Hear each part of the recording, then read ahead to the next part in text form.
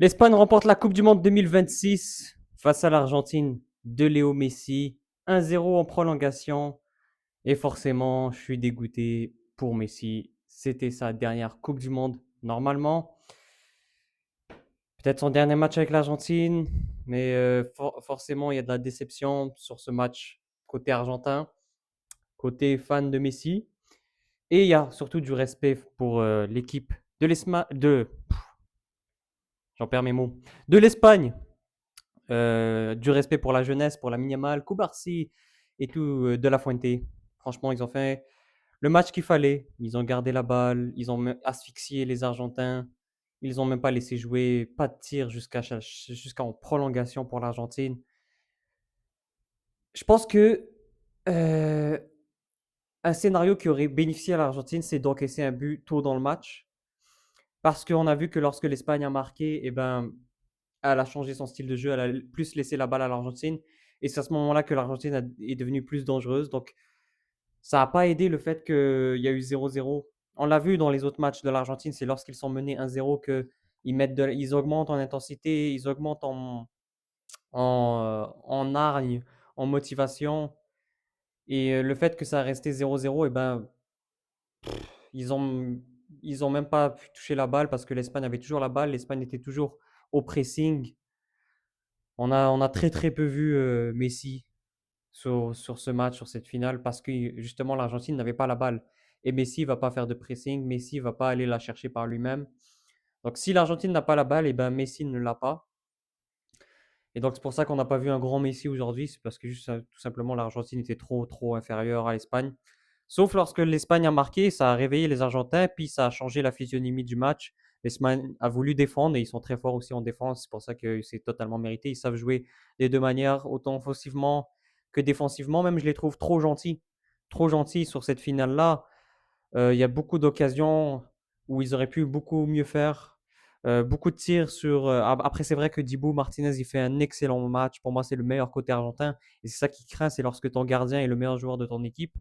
Mais pour revenir à l'Espagne, beaucoup d'occasions ratées, je trouve, beaucoup de tirs au milieu, beaucoup de tirs beaucoup trop faciles pour Emiliano Martinez à capter et pas assez chirurgical sur justement les frappes, sur le dernier geste. Ça garde le ballon, ça fait des passes, ça fait des 1-2, ça cherche les petits espaces, mais lorsqu'il s'agit de finir, ça, bah, c'est pas assez méchant. C'est trop gentil, c'est trop bisounours de leur part. Et il fallait coaching gagnant de La Fuente, faire rentrer Ferran Torres qui, pour moi, Ferran Torres, c'est l'un des meilleurs jokers qu'une équipe de football peut avoir parce qu'il sait garder la balle et il sait mettre des buts euh, dans les bons moments. Alors, c'est vrai qu'il y a beaucoup de gâchis parfois de sa part lorsqu'il est titulaire ou lorsque c'est des matchs à haute pression, mais là, il le fait en finale de Coupe du Monde, il met un but. Ça rappelle le but d'Iniesta forcément en 2010. Je sais, j'étais très très jeune quand il y a eu ce but-là. Je pense que j'avais 7 ans. J'ai très peu de souvenirs. J'avais vu le match, mais j'étais même pas conscient que c'était la Coupe du Monde. Mais en tout cas, ça rappelle le but d'Iniesta, but en prolongation, 1-0, une genre de reprise. Sauf qu'Iniesta, c'était un peu plus tard. Mais bon, tôt ou tard, on savait tous que l'Espagne allait marquer. Franchement, c'était sûr. Franchement, si l'Argentine avait gagné ce match, ça aurait été un énorme braquage. Parce que c'était pas mérité qu'ils gagnent ce match. Tout simplement parce que l'Espagne a été meilleure. L'Espagne a été meilleure sur tous les aspects du jeu. Et même comme je vous ai dit, ils ont été trop gentils. Ils n'ont pas assez puni les Argentins dans le match. Nico Williams, à un moment, il a un face-à-face. Il troll, il fait un double contact. Donc, il n'a même pas l'occasion de tirer sur le gardien parce qu'il perd la balle.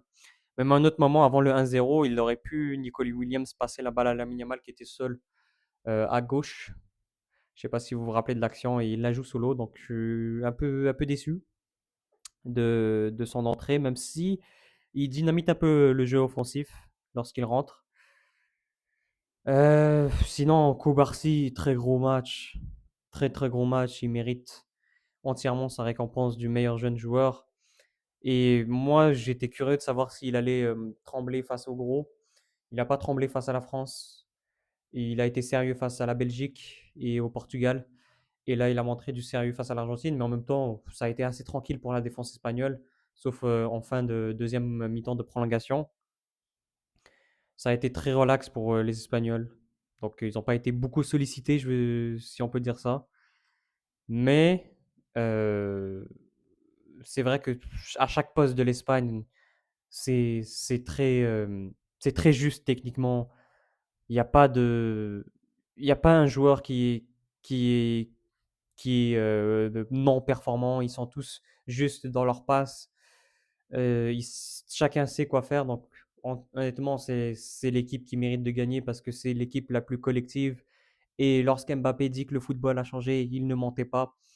Le football, dorénavant, je pense qu'il est question d'un sport de plus en plus collectif où on n'a pas besoin de grandes stars, on n'a pas besoin de joueurs extrêmement offensifs, on n'a pas besoin d'un grand Lamine Yamal pour gagner une Coupe du Monde 2026. Et, euh, et je pense que même si on avait un grand Messi, ça n'aurait pas été suffisant parce que l'Espagne était beaucoup trop au-dessus collectivement. Donc c'est fini l'époque des starlets, l'époque où un joueur te fait gagner un match. La preuve, on va parler du Ballon d'Or dans cette fin de cette vidéo. On ne sait même pas à qui le donner. Il faudrait le donner à De La Fuente ou il faudrait le donner à l'Espagne. Tout comme le PSG, il fallait le donner à Luis Enrique, même si Dembélé il le méritait. Mais vous m'avez compris, c'était vraiment le PSG qui était exceptionnel, l'Espagne cette fois-ci qui est exceptionnelle, et non un joueur qui sort du lot comme dans la décennie précédente. On pouvait dire ah ce joueur-là fait gagner l'équipe. Non, là c'est vraiment les équipes et les tactiques qui font gagner. Et je suis un peu déçu de la tactique de l'Argentine. Les... Bah, je sais même pas si on appelle ça une tactique ou même c'était limite logique que l'Espagne allait avoir le ballon, mais c'est vrai que l'Argentine a été trop inférieure et je trouve qu'ils ont en première mi-temps ils perdaient déjà assez du temps pour justement aller les amener peut-être au tir au but. C'était peut-être la seule manière de gagner, c'était aller au tir au but avec un Dibu Martinez exceptionnel et des joueurs d'expérience. Mais c'est vrai que faire des dégagements alors que la balle est en défense et la redonner à l'Espagne, je trouve que c'est décevant. Faire des fautes aussi, parce que c'était le seul moyen de faire sortir les Espagnols de leur match, et ça n'a pas suffi. Carton rouge de Enzo Fernandez. C'est vrai que ça aide pas l'Argentine qui était déjà affaiblie mentalement puis techniquement. Mais après c'était logique qu'un joueur d'Argentine allait avoir un carton rouge parce que il faisait que des fautes et c'était la seule manière de gagner, c'était de gagner du temps, faire des fautes, empêcher les Espagnols d'avancer le plus possible, mais c'était pas suffisant et déçu de ce qu'ils ont proposé. Mais qu'est-ce que tu veux? C'était l'Espagne qui était trop forte collectivement. Je pense pas que l'Argentine a de quoi regretter. Je pense pas qu'ils devraient avoir des remords parce qu'ils n'ont pas fait ils ont pas fait un grand match et je vois pas comment ils auraient pu faire un grand match tellement cette équipe d'Espagne est impressionnante, balle au pied, au pressing et collectivement, c'est trop au-dessus. C'est beaucoup trop au-dessus. Ils n'ont pas besoin de marquer beaucoup de buts. Ça leur suffit de gagner un match à zéro et c'est incroyable de leur part ce qu'ils ont fait. Pour être honnête, moi, je voyais pas cette Espagne gagner la Coupe du Monde lorsque c'était la phase de groupe et même les huitièmes. Je voyais pas l'Espagne gagner la Coupe du Monde. Je voyais plus la France ou l'Argentine.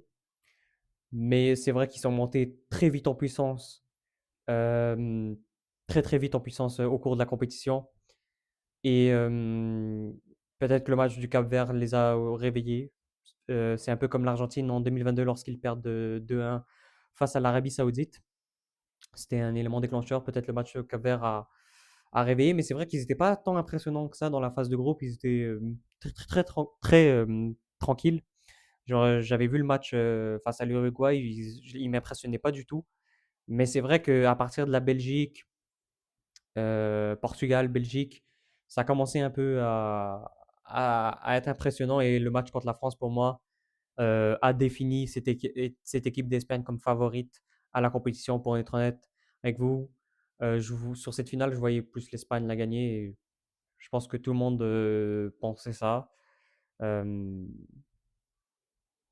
Ça aide pas de ne pas encaisser l'Argentine. Je pense que ça les aurait aidés d'avoir encaissé un but très tôt dans le match parce que l'Espagne aurait peut-être changé de physionomie du match. On ne sait pas. L'Argentine serait peut-être eu un sursaut d'orgueil. Là, tu as vraiment l'impression qu'ils ont essayé d'aller jusqu'au tir au but. Et voilà, pas de deuxième Coupe du Monde pour Messi. Je suis déçu parce que c'est lui qui m'a fait aimer le foot. Et il m'a fait revivre des émotions que j'avais un peu perdues parce qu'il était parti jouer en MLS. Donc il n'y avait plus ce jour-là qui me faisait lever de mon sofa. Et là, sur cette Coupe du Monde, j'ai commencé à resuivre Messi forcément. Et il m'a fait vivre des émotions. Donc j'étais un peu nostalgique et je voulais qu'il finisse le game une deuxième fois. Ça fait tâche, ça fait tâche. Je suis content qu'il ait allé en finale, mais c'est vrai que on va pas oublier la finale de 2022, mais forcément, on est déçu. Il aurait pu finir le game encore plus. Pour moi, ça reste ou même ça devient le meilleur athlète de tous les temps, le meilleur sportif de tous les temps, parce que faire 3 finales de Coupe du Monde, ramener ton équipe en finale, c'est impressionnant. Et surtout à cet âge-là, pour cette dernière finale, à 39 ans, c'est hyper impressionnant. Et le voir en larmes à la fin, ça m'a fait mal. Ça m'a fait très très mal. Aussi le voir inexistant dans le sens où c'est pas vraiment sa faute. L'Argentine n'a pas la balle. Il va pas aller la chercher lui-même. C'est pas son style de jeu. On va pas demander à Messi de faire du pressing à 39 ans, alors que durant tous les autres matchs, il l'a pas fait et ça marchait comme ça. Mais il a pas reçu assez la balle. Déçu. Je suis déçu. Déçu, mais fier d'avoir suivi ce joueur-là. J'étais du bon côté, je trouve. Je trouve que j'ai bien choisi mon joueur préféré parce qu'il est exceptionnel. Ce qu'il a fait pour l'Argentine, après toutes ces finales perdues, le voir ensuite réussir comme ça en Copa América et en Coupe du Monde, et le voir aller en finale et être à 2 doigts avant ce match d'en remporter une. Mais c'est vrai que quand tu vois ce match-là, le voir remporter, ça aurait fait tâche. En plus, il y a soi-disant une polémique sur le but annulé de Nico Williams, sur la soi-disant faute d'Otamendi. Euh, Qu'est-ce que tu veux que je te dise? Peut-être que l'arbitre fait de la Moi, honnêtement, ça a bugué quand il y a eu le replay. Sur vitesse réelle, pour moi, il y a but. Quand il y a eu le replay, j'ai pas vu. Peut-être qu'il écrase le pied de Otamendi, je sais pas, mais peut-être aussi que l'arbitre fait de la compensation avec le carton rouge. C'est vrai que aussi c'est un but qui vient de nulle part, donc je sais pas honnêtement. L'important c'est qu'ils ont gagné au final, l'Espagne, et que c'est la meilleure équipe, c'est elle qui a gagné. Si l'Argentine avait gagné, ça aurait été beau pour Messi, mais franchement, ça aurait été un énorme hold-up, un énorme braquage. Et, euh, et voilà. Pour moi, l'Argentine reste la deuxième meilleure équipe parce que collectivement, c'est vrai que elle était impressionnante face aux autres. Et la France, je la trouve moins collective que l'Argentine. Plus impressionnante offensivement, parce qu'il y a des grands joueurs et tout, mais l'Argentine était plus collective. Après, l'Espagne est au-dessus de tous, de toutes les équipes, et ils l'ont montré aujourd'hui, qu'ils sont zen. Leur seul défaut, je trouve, c'est qu'ils sont trop gentils devant. Je pense même pas que c'est qu'ils n'ont pas des joueurs clutch et tout. Non, ils ont les joueurs, ils ont des joueurs pour marquer des buts. C'est juste, je sais pas, ils veulent le beau jeu. Ils sont toujours fidèles à eux-mêmes. Ils sont pas dans le vice, ils sont pas rentrés dans le jeu des Argentins. Euh, Ils ont été très fair play.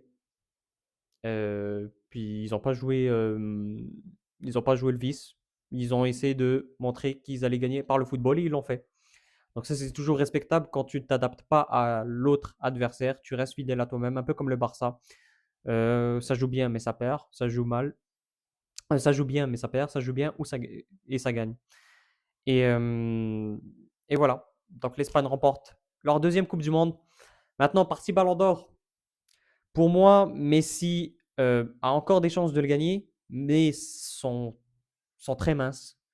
Sont très minces parce que, bah, tu te manques sur la finale, tu ne marques pas de but, tu ne fais pas gagner ton équipe.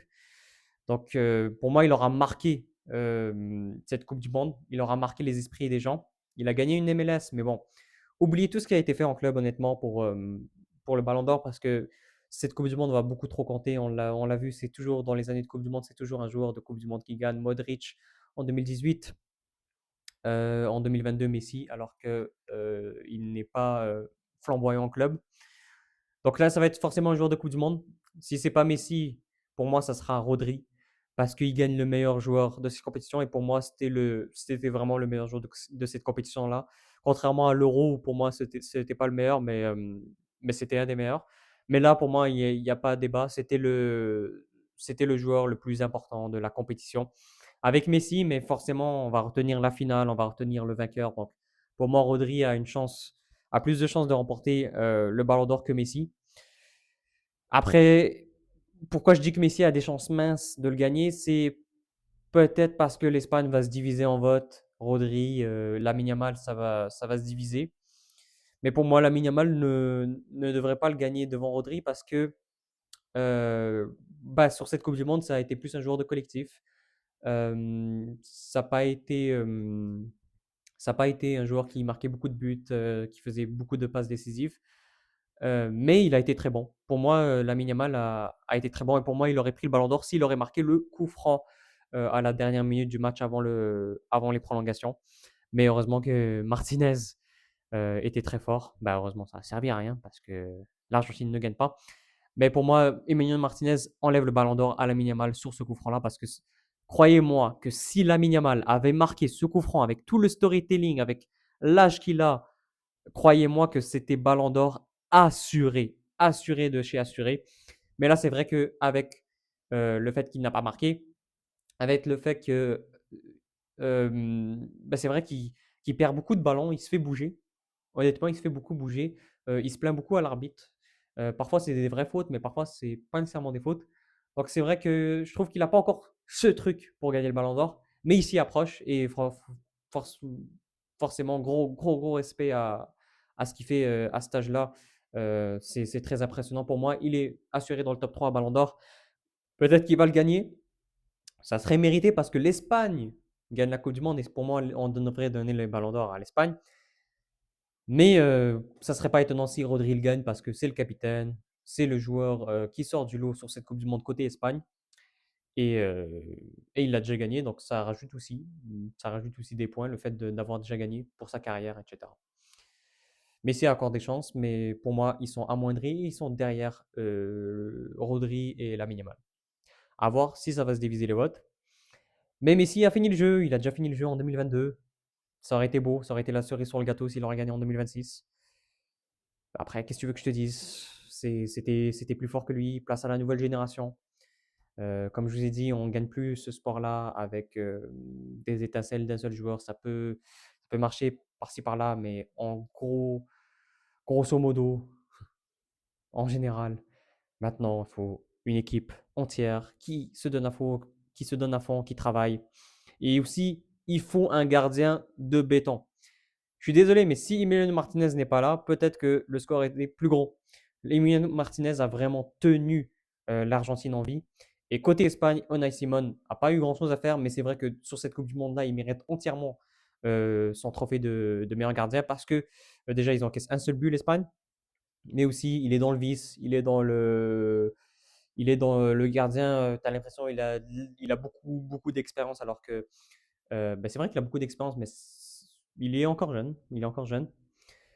Mais ouais, tu as l'impression que c'est le meilleur gardien du monde, Unai Simon, sur cette Coupe du Monde-là, ce qui dégage son aura, sa confiance, son côté zen et aussi son vice. Il troll beaucoup sur cette Coupe du Monde.